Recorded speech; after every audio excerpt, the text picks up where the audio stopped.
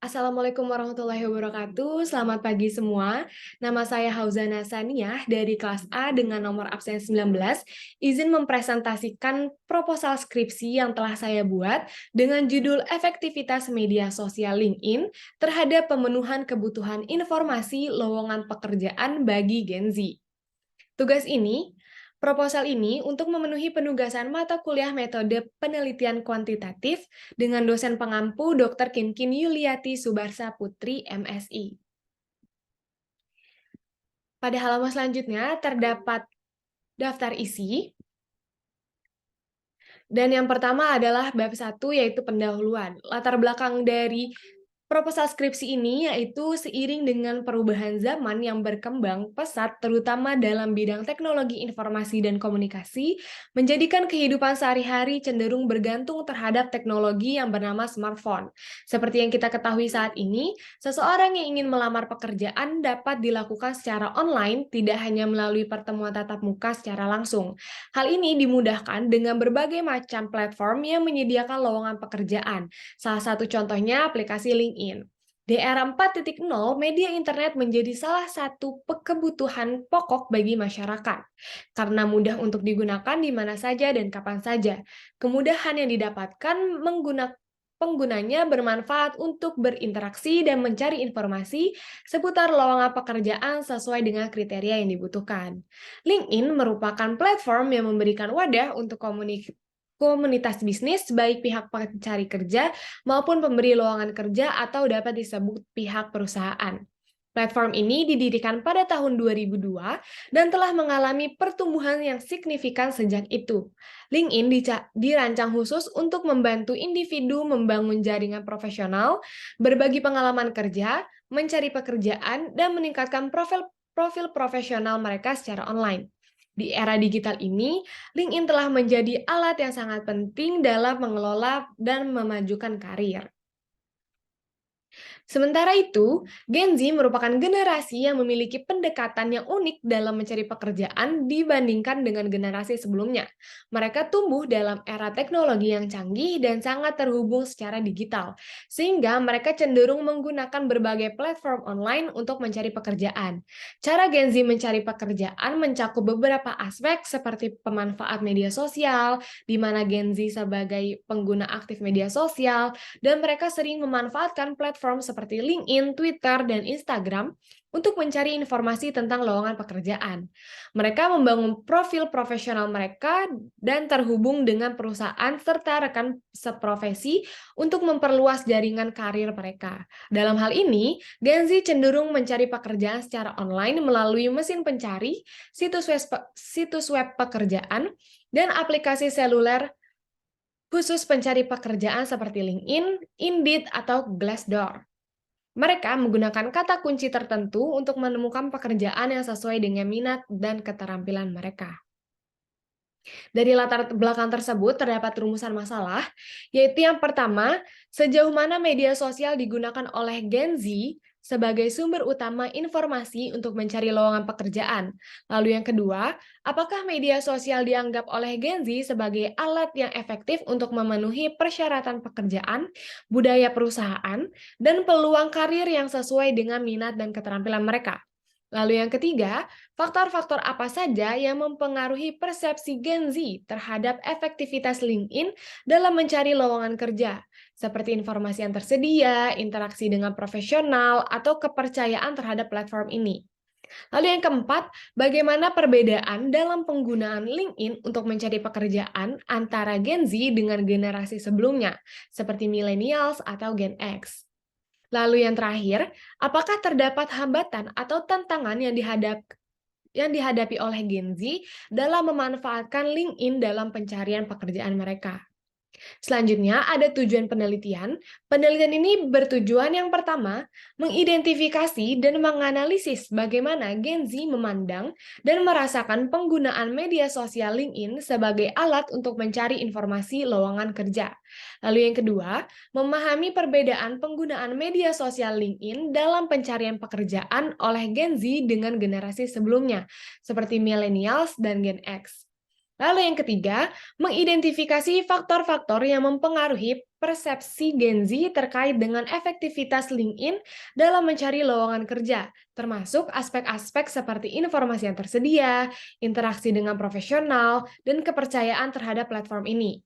Dan yang terakhir, mengevaluasi apakah Gen Z melihat media sosial LinkedIn sebagai alat yang lebih luas daripada sekedar mencari lowongan kerja, seperti untuk membangun jaringan profesional atau meningkatkan pemahaman tentang perkembangan industri komunikasi.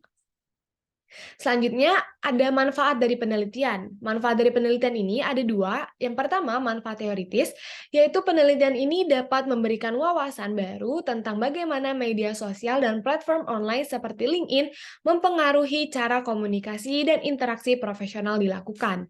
Ini dapat berkontribusi pada perkembangan teori komunikasi digital dengan memahami peran platform media sosial seperti LinkedIn dalam membentuk jaringan profesional dan mencari peluang pekerjaan. Selain itu, penelitian ini dapat menggali bagaimana Gen Z mengkonsumsi dan berinteraksi dengan media sosial, serta bagaimana persepsi mereka terhadap efektivitas media sosial mempengaruhi perilaku mereka dalam mencari lowongan kerja. Dan manfaat yang kedua adalah manfaat praktis, di mana Gen Z dapat memanfaatkan hasil penelitian ini untuk meningkatkan pemahaman mereka tentang pentingnya memiliki profil LinkedIn yang kuat dan aktif dalam membangun jaringan profesional. Mereka juga dapat memanfaatkan informasi ini untuk memaksimalkan manfaat dari interaksi dengan profesional di media sosial.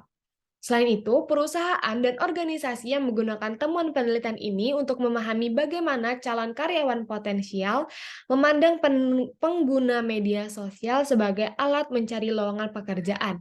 Penelitian ini dapat membantu mereka dalam merancang strategi rekrutmen yang lebih efektif melalui media sosial. Selanjutnya masuk ke bab 2, yaitu landasan teori. Yang pertama, ada konsep. Konsep dari penelitian ini juga ada dua, yaitu konsep media sosial dan konsep kebutuhan informasi. Yang pertama, penelitian ini menggunakan media sosial sebagai variabel X karena media sosial sendiri didefinisikan sebagai platform atau situs web yang dirancang khusus untuk memfasilitasi interaksi, berbagi konten, dan berkomunikasi antar individu, kelompok, atau generasi atau organisasi melalui internet. Hal ini memungkinkan pengguna untuk membuat profil pribadi atau halaman, berbagi teks, gambar, video, dan konten lainnya, serta berinteraksi dengan pengguna lainnya melalui komentar, like, atau berbagai fitur lainnya. Lalu, konsep selanjutnya adalah konsep kebutuhan informasi. Kebutuhan informasi ini mengacu pada dorongan atau keinginan seseorang atau kelompok untuk memperoleh data, fakta, atau pengetahuan yang dibutuhkan untuk memahami suatu topik atau masalah tertentu, mengambil keputusan, dan mencapai tujuan tertentu. Kebutuhan informasi adalah bagian penting dalam kehidupan sehari-hari, baik dalam konteks pribadi, profesional, maupun akademik. Hal ini membantu individu dan organisasi untuk berkembang, belajar, dan membuat keputusan yang lebih baik.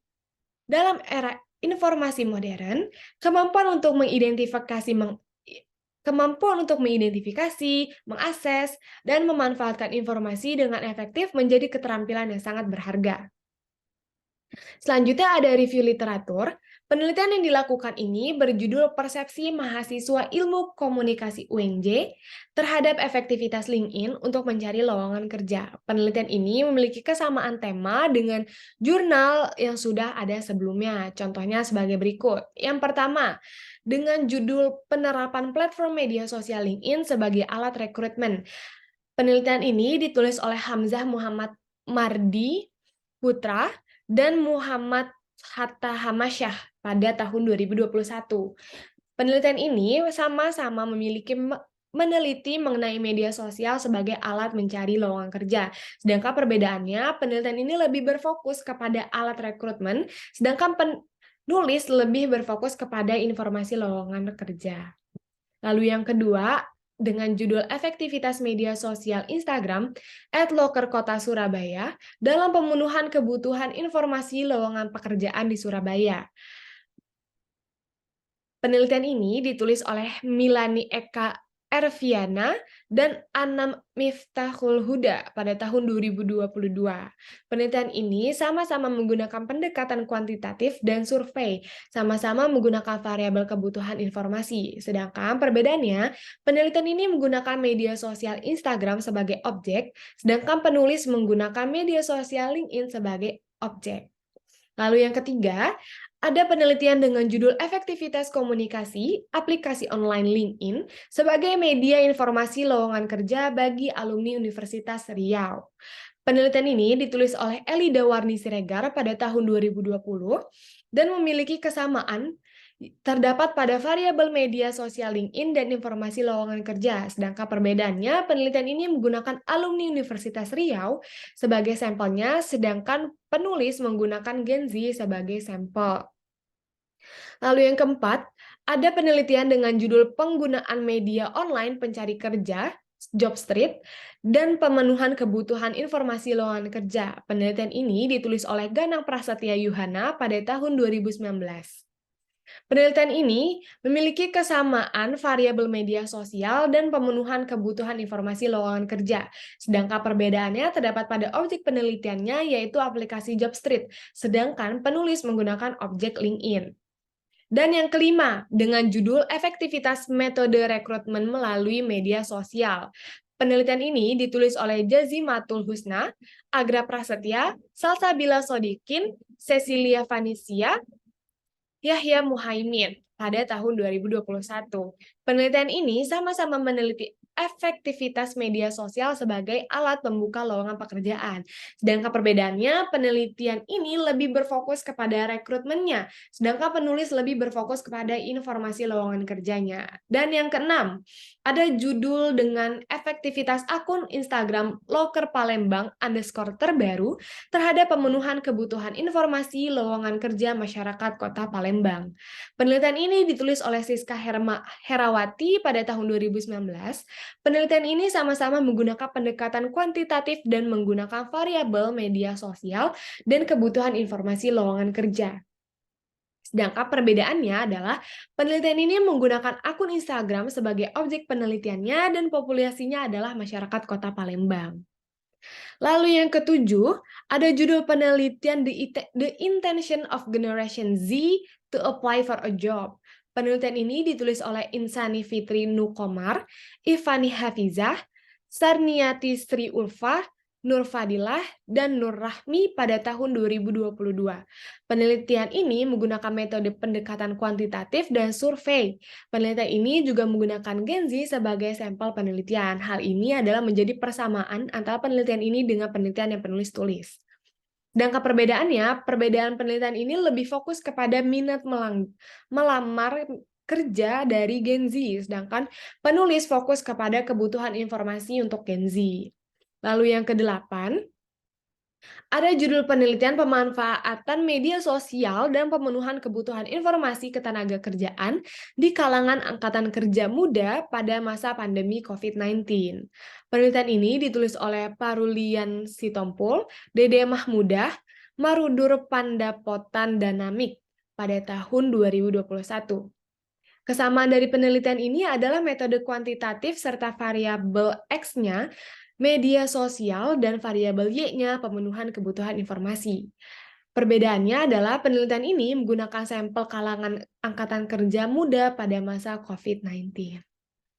Lalu yang kesembilan, ada jurnal dengan judul Pengaruh Intensitas Followers Akun Instagram @brosiskerja terhadap kebutuhan informasi lowongan kerja followers lulusan ilmu komunikasi.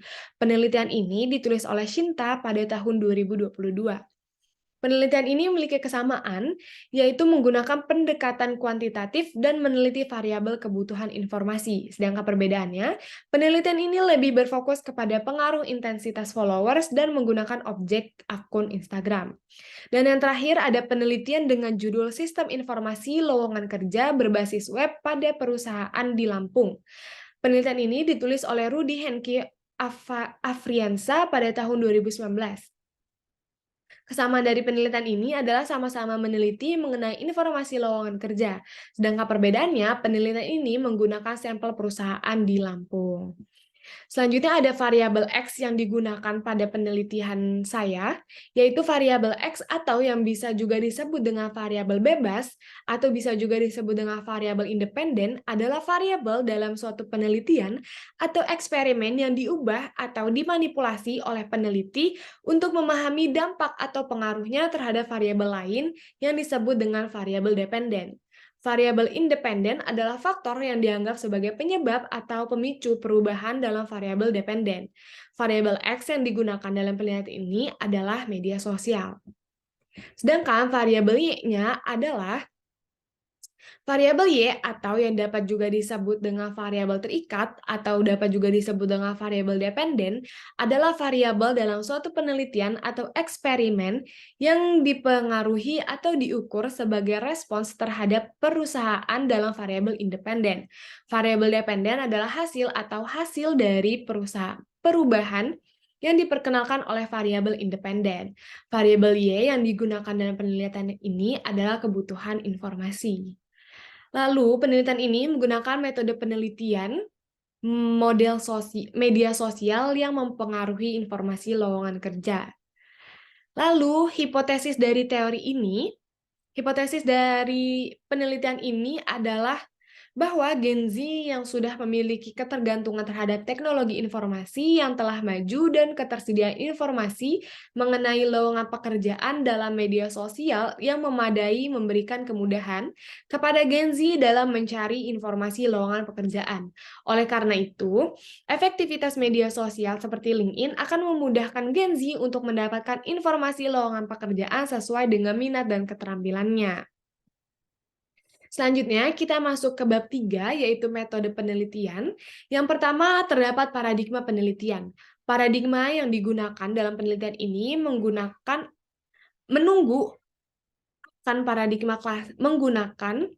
paradigma klasik yang mencakup paradigma positivis. Paradigma positivis yaitu paradigma yang menempatkan ilmu sosial sebagai sesuatu yang nyata dan benar-benar terjadi yang sedang menunggu untuk ditemukan. Paradigma penelitian positivis ini merupakan penelitian kuantitatif yang bertujuan menentukan hubungan antara satu variabel dengan variabel lain, yaitu hubungan antara media sosial LinkedIn dengan kebutuhan informasi lowongan pekerjaan. Selanjutnya ada pendekatan penelitian. Menurut Sugiono mengatakan bahwa pendekatan kuantitatif merupakan penelitian yang berlandaskan pada filsafat positivisme untuk meneliti populasi atau sampel tertentu dan mengambil sampel secara random dengan pengumpulan data menggunakan instrumen analisis data bersifat statistik.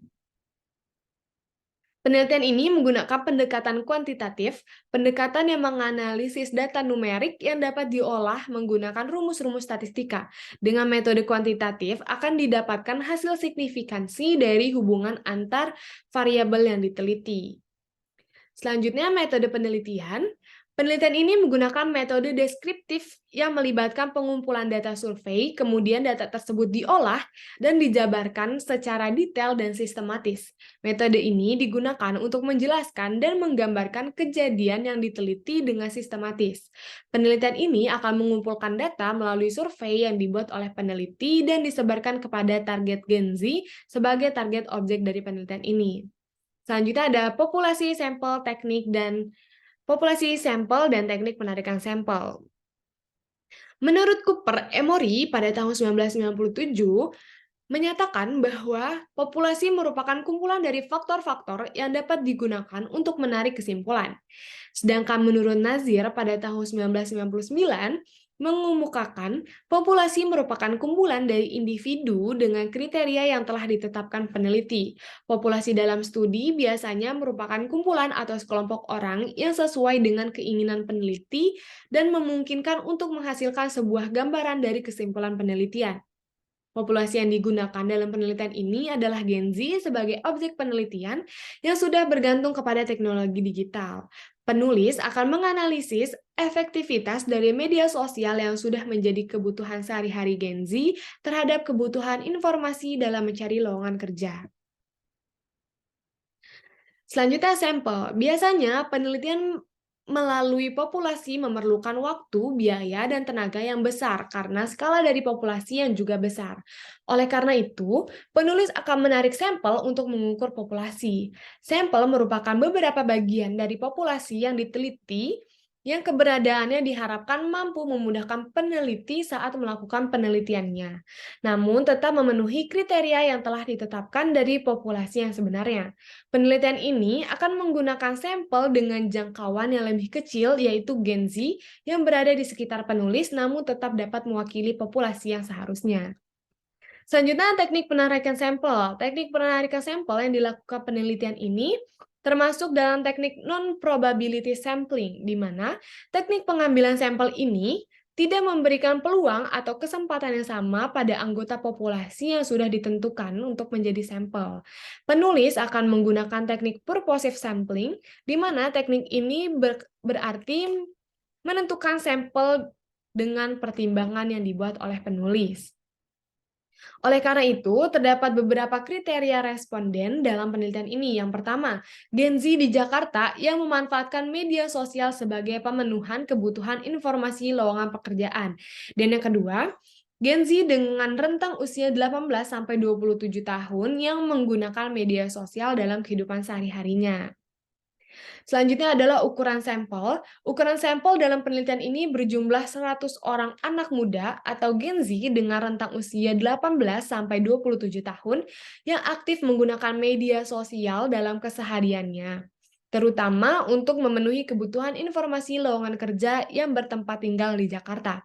Pertimbangan ini dilakukan berdasarkan Kerlinger and Lee pada tahun 2000 yang menyarankan jumlah minimal sampel dalam penelitian sebanyak 30 sampel. Dan menurut Kumar pada tahun 1999, penggunaan sampel yang besar dalam penelitian kuantitatif dianggap akan menghasilkan perhitungan yang lebih akurat. Namun, selain besar sampel yang harus dipertimbangkan, sebuah penelitian juga harus mempertimbangkan sampel yang harus representatif, dan kerepresentatifan sampel bukanlah berdasarkan dari besar sampel tersebut. Selanjutnya ada hipotesis riset. Yang hipotesis riset dari penelitian ini yaitu HO tidak akan berpengaruh signifikan antara efektivitas media sosial LinkedIn dan pemenuhan kebutuhan informasi lowongan pekerjaan bagi Gen Z. Dan H-nya atau hipotesis alternatifnya, terdapat pengaruh signifikan antara efektivitas media sosial LinkedIn dan pemenuhan kebutuhan informasi lowongan pekerjaan bagi Gen Z. Lalu hipotesis statistik, HO-nya sama dengan 0, menandakan ditolak apabila hipotesis dalam penelitian ini, media sosial LinkedIn, tidak mempengaruhi pemenuhan kebutuhan informasi lowongan pekerjaan bagi Gen Z. Lalu H-nya sama dengan 1, menandakan diterima apabila hipotesis dalam penelitian ini, media sosial LinkedIn, mempengaruhi pemenuhan kebutuhan informasi pekerjaan bagi Gen Z. Selanjutnya adalah metode pengumpulan data. Penelitian ini menggunakan metode pengumpulan data berupa kuesioner. Metode kuesioner teknik pengumpulan data dengan cara memberikan rangkaian pertanyaan seputar masalah yang akan diteliti untuk dijawab oleh responden. Menurut Sugiono tahun 2017. Untuk mendapatkan data dalam penelitian ini, kuesioner dibuat dalam bentuk Google Form dan disebarkan kepada responden yang sudah ditentukan sesuai dengan kriteria sampel penelitian.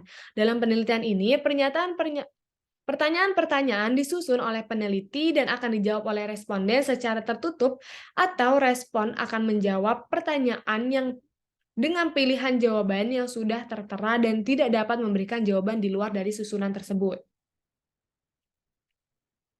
Selanjutnya adalah metode pengukuran data.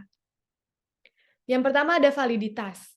Uji validitas digunakan untuk menggambarkan seberapa valid instrumen penelitian yang dapat digunakan untuk mengukur variabel penelitian.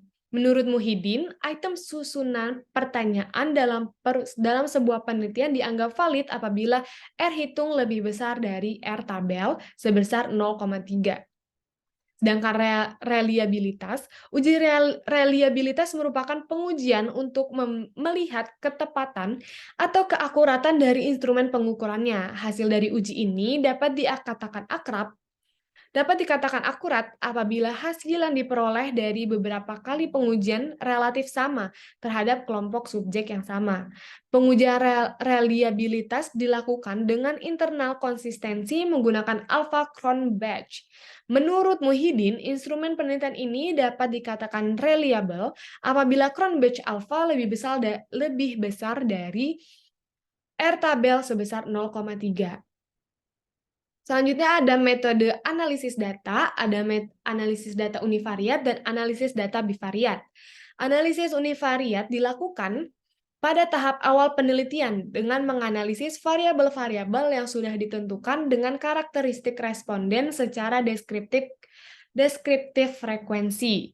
Hal ini dilakukan untuk memperoleh petunjuk umum mengenai objek penelitian yang dipaparkan dalam bentuk presentase. Analisis ini membantu peneliti menemukan mean, median, dan modus serta standar dari setiap indikatornya. Analisis bivariat adalah metode statistik yang digunakan untuk memahami hubungan antara dua variabel atau dua data dalam suatu penelitian atau analisis.